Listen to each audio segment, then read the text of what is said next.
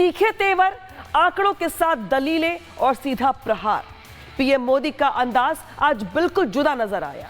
राज्यसभा में जब प्रधानमंत्री मोदी बोलने के लिए खड़े हुए तो विपक्ष के शोर पर उनकी खामोशी भारी पड़ी और जब बोलना शुरू किया तो शब्दों के ऐसे ऐसे तीर चले कि विपक्षी खेमा सन्नाटे में चला गया। प्रधानमंत्री ने आज न सिर्फ अपनी उपलब्धियां गिनवाई बल्कि विपक्ष के गठबंधन की गांठें भी खोलकर रख दी। प्रधानमंत्री के आज के भाषण ने यह तय कर दिया है कि सदन में भले ही संख्या बल का खेल हो, लेकिन नैरेटिव की जंग में वो फ्रंट फुट पर खेल रहे हैं। रिपोर्ट दिखाते हैं आपको।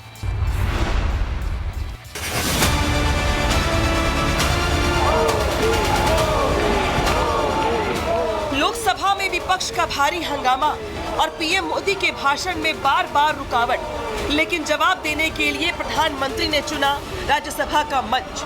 राष्ट्रपति के अभिभाषण पर चर्चा का जवाब देते हुए पीएम ने न सिर्फ विपक्ष पर तीखा प्रहार किया बल्कि एक एक कर हर मुद्दे पर अपनी बात रखी।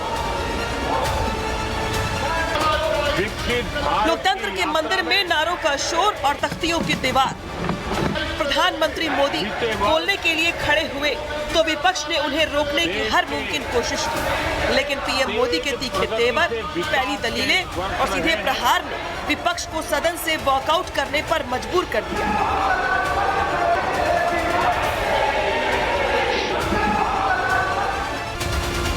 लेकिन कहते हैं ना, सच्चाई को दबाया जा सकता है, रोका नहीं। लोकसभा के शोर शराबे वाली तस्वीरों के बाद प्रधानमंत्री मोदी ने आज राज्यसभा से पलटवार किया।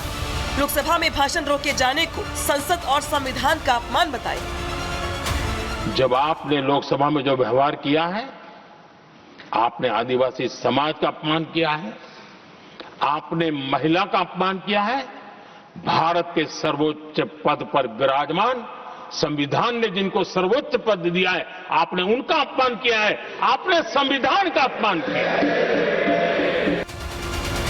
प्रधानमंत्री ने राज्यसभा में बिना किसी हिचकिचाहट के विकास, अर्थव्यवस्था और विपक्ष के नकारात्मक रवैये पर लंबी बात की। उन्होंने साफ किया कि बाधाएं कितनी भी हो, सरकार की गति नहीं रुकेगी। हमने रिफॉर्म, परफॉर्म, ट्रांसफॉर्म के मंत्र को लेकर के आगे बढ़े और आज स्थिति ऐसी है कि देश रिफॉर्म एक्सप्रेस पर सवार हो चुका है।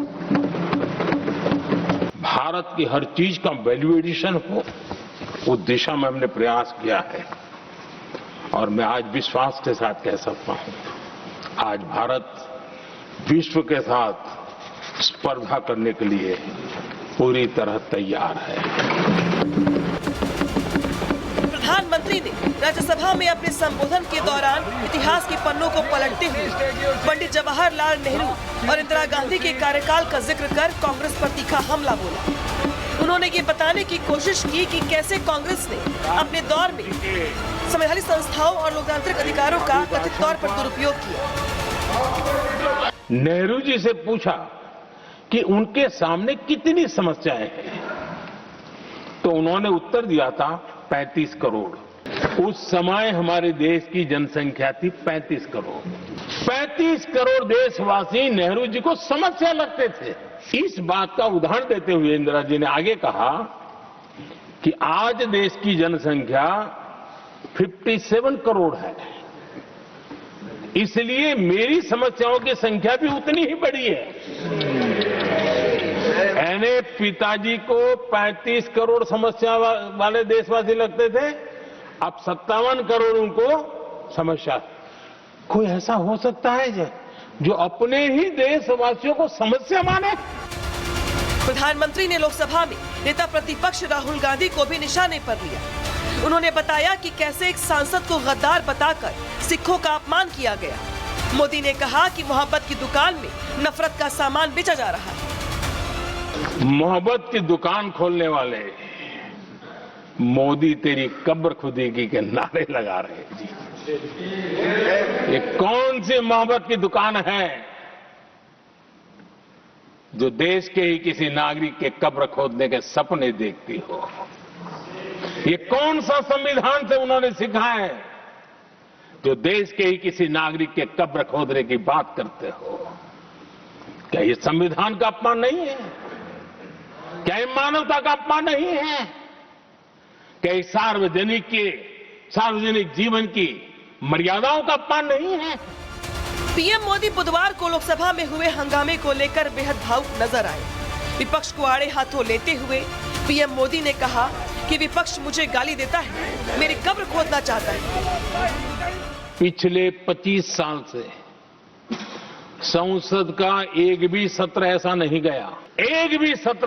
गया जिसमें इस सदन के अंदर मोदी को गाली देने का काम न किया हो इन लोगों ने। 25 साल ये मोदी की कब्र क्यों खोदना चाहते हैं?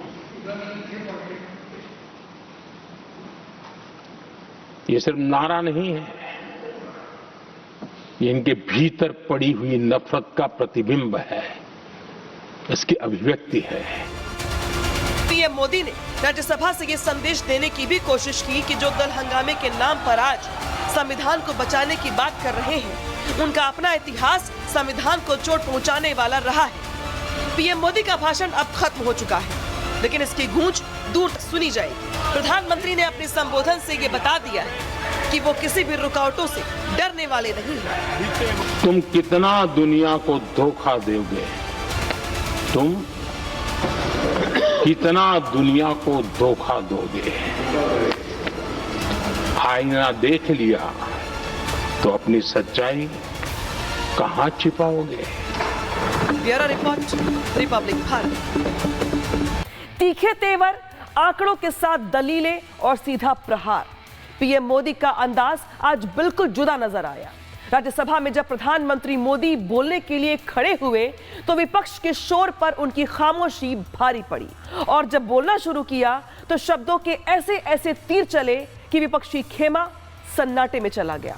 प्रधानमंत्री ने आज न सिर्फ अपनी उपलब्धियां गिनवाई, बल्कि विपक्ष के गठबंधन की गांठें भी खोलकर रख दी। प्रधानमंत्री के आज के भाषण ने यह तय कर दिया है कि सदन में भले ही संख्या बल का खेल हो, लेकिन नैरेटिव की जंग में वो फ्रंट फुट पर खेल रहे हैं। रिपोर्ट दिखाते हैं आपको।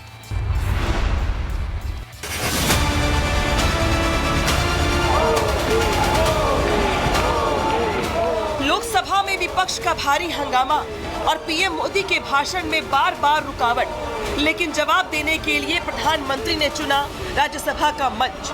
राष्ट्रपति के अभिभाषण पर चर्चा का जवाब देते हुए पीएम ने न सिर्फ विपक्ष पर तीखा प्रहार किया, बल्कि एक एक कर हर मुद्दे पर अपनी बात रखी। लोकतंत्र के मंदिर में नारों का शोर और तख्तियों की दीवार। प्रधानमंत्री मोदी बोलने के लिए खड़े हुए तो विपक्ष ने उन्हें रोकने की हर मुमकिन कोशिश की, लेकिन पीएम मोदी के तीखे तेवर, पहली दलीलें और सीधे प्रहार ने विपक्ष को सदन से वॉकआउट करने पर मजबूर कर दिया।